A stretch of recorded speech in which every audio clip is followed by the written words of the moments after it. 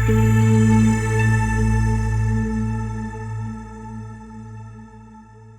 Investor's Lens, a podcast series by UTI Mutual Fund. UTI mutual fund द्वारा प्रस्तुत podcast series में आपका स्वागत है। इस पॉडकास्ट सीरीज में हम म्यूचुअल फंड कॉन्सेप्ट्स पे चर्चा करते हैं और उन्हें सिंपल बनाते हैं। आज एक इम्पॉर्टेंट कॉन्सेप्ट पे चर्चा होने जा रहा है, वो है इंडेक्स फंड्स और ETFs।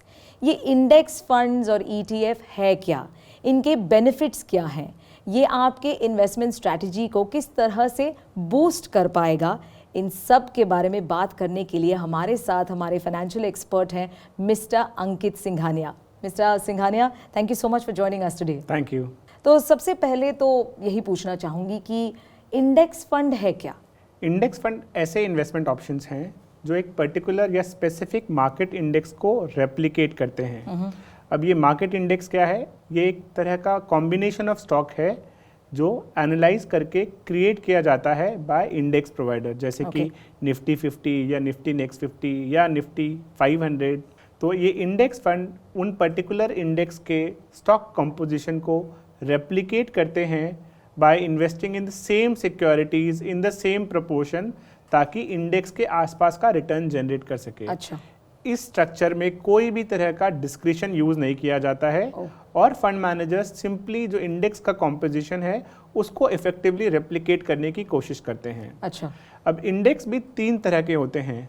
अगर मैं तीनों तरीकों की बात करूं तो जो फर्स्ट टाइप ऑफ इंडेक्स है वो है मार्केट कैप बेस्ड इंडेक्स, जहां स्टॉक्स का सिलेक्शन उनके मार्केट कैप के बेसिस पे किया जाता है। जैसे Nifty 50 top 50 stocks basis their market capitalization, या निफ्टी 500 या मिड कैप 150, जहां market cap of the stock के बेसिस पे स्टॉक्स को सेलेक्ट करके इंडेक्स को क्रिएट किया जाता है। जो दूसरा टाइप ऑफ इंडेक्स है वो है सेक्टोरल थीमेटिक, जहां पे स्टॉक्स का सिलेक्शन एक पर्टिकुलर थीम या सेक्टर के बेसिस पे किया जाता है। जैसे कि मैं आपको बताऊं example of sectoral thematic index like Nifty bank या निफ्टी आईटी। निफ्टी बैंक क्या करता है, जितने भी स्टॉक्स बैंकिंग सेक्टर में हैं उनके हिसाब से इंडेक्स क्रिएट करता है। वैसे ही निफ्टी ऑटो है, जो कंपनीज ऑटोमोबाइल बिजनेस में इंगेज्ड हैं उनके बेसिस पे इंडेक्स क्रिएट करता है, या आईटी। जो तीसरा टाइप ऑफ इंडेक्स है वो है फैक्टर बेस्ड और स्मार्ट बीटा इंडाइसेस और स्मार्ट बीटा इंडेक्स, जहां पे स्टॉक्स का सिलेक्शन मार्केट कैप के बेसिस पर ना करके उन स्टॉक्स के प्राइस मूवमेंट बिहेवियर या एट्रीब्यूट, जैसे कि फंडामेंटल एट्रीब्यूट, क्वालिटी और वैल्यू, उसके बेसिस पे स्टॉक्स को सिलेक्ट किया जाता है।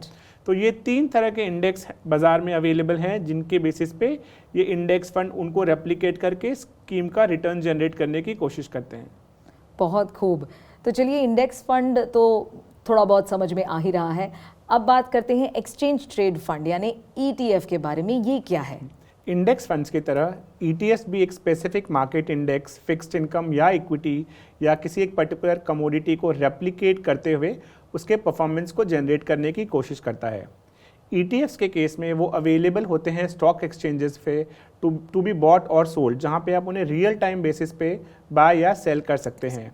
अब ETF 3 टाइप के होते हैं, जिसमें है equity ETF, fixed income ETF और कमोडिटी ETF। इक्विटी ETFs के अंदर आप वैसे ETFs हैं जो ब्रॉड मार्केट इंडेक्स को रेप्लिकेट करते हैं, या पर्टिकुलर सेक्टोरल थीमेटिक इंडेक्स को रेप्लिकेट करते हैं, या फैक्टर बेस्ड इंडेक्स को रेप्लिकेट करते हैं। अगर हम फिक्स्ड इनकम की बात करें तो फिक्स्ड इनकम में मनी मार्केट इंडेक्स भी है, फिक्स्ड इनकम में 10 ईयर बेस्ड ETFs भी है, 5 ईयर GSEC बेस्ड ETF भी हैं, और बहुत सारे तरह के फिक्स्ड इनकम इंडाइसेस हैं जिनको रेप्लिकेट करके फिक्स्ड इनकम ETFs भी बनते हैं।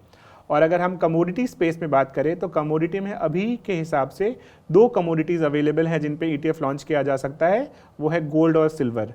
तो इस तरह से अगर आप देखें ETF स्ट्रक्चर में भी आपको तीनों एसेट क्लास अवेलेबल हैं, इक्विटी, फिक्स्ड इनकम और गोल्ड, जो आपको एक कॉस्ट इफिशिएंट वे देते हैं मार्केट में एक्सपोजर लेने का। अब जब इंडेक्स फंड और ETF दोनों ही समझा दिया है, अब इन दोनों में क्या फ़र्क है वो बताइए। ETF और इंडेक्स फंड में जो बेसिक डिफरेंस है वो है स्ट्रक्चर का, और इस स्ट्रक्चरल डिफरेंस के कारण कुछ एक डिफरेंस जो हाईलाइट किए जा सकते हैं। जो पहला डिफरेंस है ETF और इंडेक्स फंड में वो है अवेलेबिलिटी।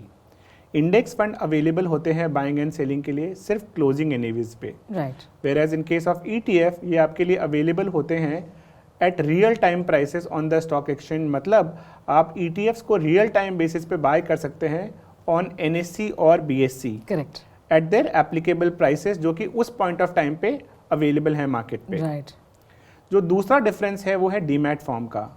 ETFs को आपको कंपल्सरी डीमैट फॉर्म में ही होल्ड करना पड़ेगा। ETF नॉन डीमैट फॉर्म में अवेलेबल नहीं है, जबकि इंडेक्स फंड के केस में आपके पास फ्लेक्सिबिलिटी है कि आप उसको डीमैट फॉर्म या नॉन डीमैट फॉर्म में भी होल्ड कर सकते हैं। जो तीसरा डिफरेंस है वो है एक्सपेंस का। राइट, वैसे तो on the face of it ऐसा दिखता है कि ETFs are relatively cheaper than index fund, because TRs ETF में रिलेटिवली थोड़े कम होते हैं। राइट, बट इन्वेस्टर्स को सिर्फ TR ना देखते हुए टोटल कॉस्ट ऑफ ओनरशिप भी देखना चाहिए बिफोर ट्रांजेक्टिंग इनटू ETFs। जो फोर्थ पॉइंट है वो ये है कि इन case of ETF SIP facility is not available, जो कि इंडेक्स फंड्स में है, जहाँ पे आप धीरे धीरे पैसा एक्यूमुलेट करके, पैसा इन्वेस्ट करके अपना एक अमाउंट एक्यूमुलेट करके आप कॉर्पस बना सकते हो। वो फैसिलिटी आपके पास अवेलेबल नहीं है।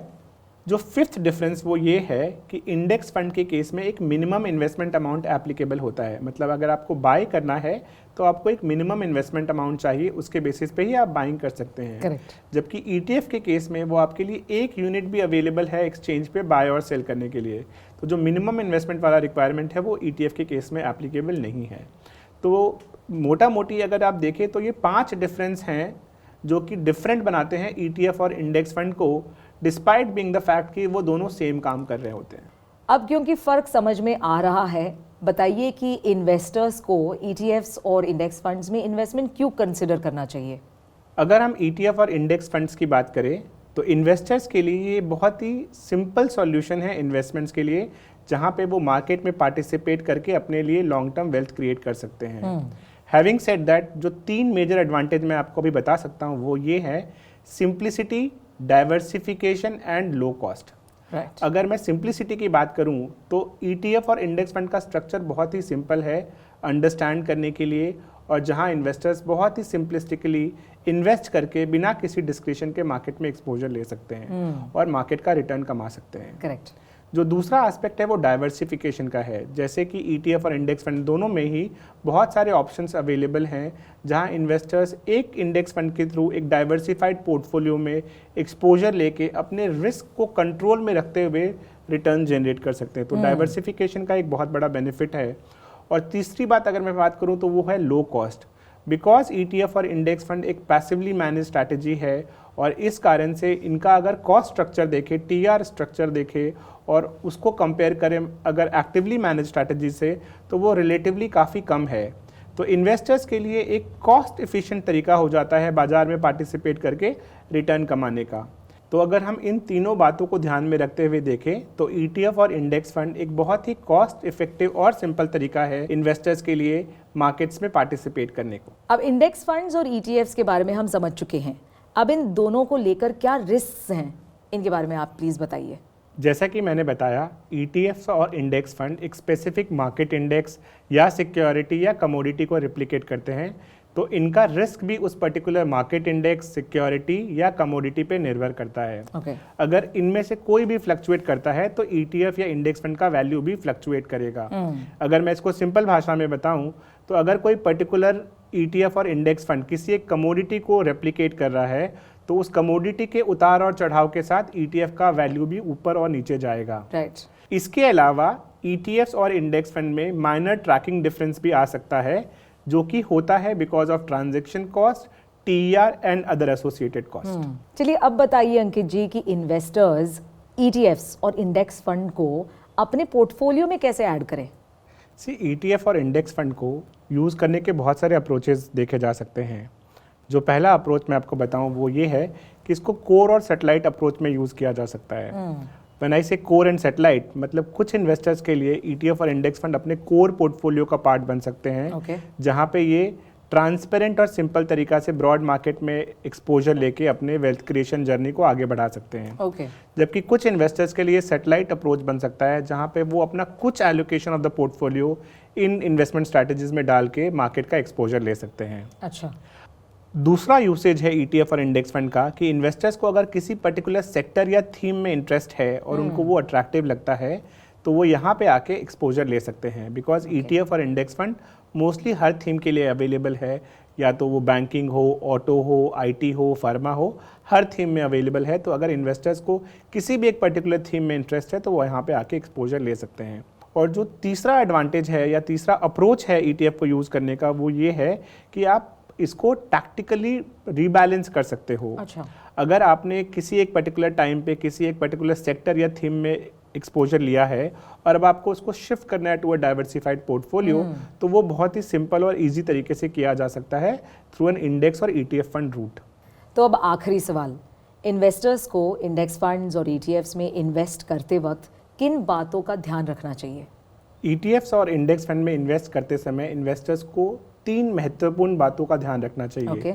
उसमें से पहला नंबर आता है इन्वेस्टमेंट स्ट्रैटेजी का। सबसे पहले इन्वेस्टर्स को आइडेंटिफाई करना चाहिए कि उनका इन्वेस्टमेंट स्ट्रैटेजी कैसा है। उनको डाइवर्सिफाइड पोर्टफोलियो में एक्सपोजर लेना है या पर्टिकुलरली किसी थीम या सेक्टर की तरफ जाना है, उसके हिसाब से वो ETF और इंडेक्स फंड को चूज कर सकते हैं। जो दूसरी महत्वपूर्ण बात है इन्वेस्टर्स को ध्यान में रखने के लिए, वो है इन्वेस्टमेंट होराइजन। राइट। आप अपने इन्वेस्टमेंट होराइजन के हिसाब से एक पर्टिकुलर स्ट्रैटेजी को सेलेक्ट कर सकते हैं। इनफैक्ट अगर आप अपना इन्वेस्टमेंट होराइजन पहले से डिफाइन कर ले तो वो आपको इन्वेस्टमेंट स्ट्रैटेजी को भी डिफाइन करने में हेल्प करेगा। अच्छा। अगर आपका लॉन्ग टर्म इन्वेस्टमेंट होराइजन है तो आप थोड़े रिस्कियर इन्वेस्टमेंट्स में एक्सपोजर ले सकते हैं। अच्छा। जबकि अगर आपका इन्वेस्टमेंट होराइजन थोड़ा शॉर्ट है तो आपको रिलेटिवली सेफर इन्वेस्टमेंट ऑप्शन को ध्यान में रखना चाहिए। तो इन्वेस्टमेंट होराइजन बहुत ही इंपॉर्टेंट है। और जो तीसरा एस्पेक्ट है वो है कॉस्ट।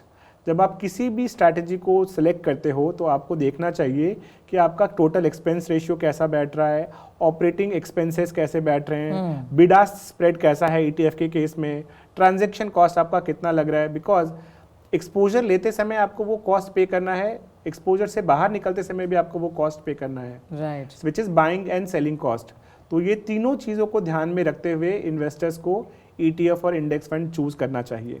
तो आज इंडेक्स फंड्स और ETFs के बारे में काफी जानकारी मिली है हमें अंकित सिंघानिया जी से। Mister Singhania, thank you so much for joining in. Thank you, the pleasure was all mine. Listeners से तो यही दरख्वास्त है कि आप सुनते रहिए, हमें सब्सक्राइब कीजिए और आपकी इन्वेस्टमेंट जर्नी में खूब सारा अब अवेयरनेस इंप्रूव हुआ होगा, यही उम्मीद है। अगली बार आएंगे एक और एपिसोड लेकर एक नए टॉपिक के साथ। तब तक के लिए हैप्पी इन्वेस्टिंग।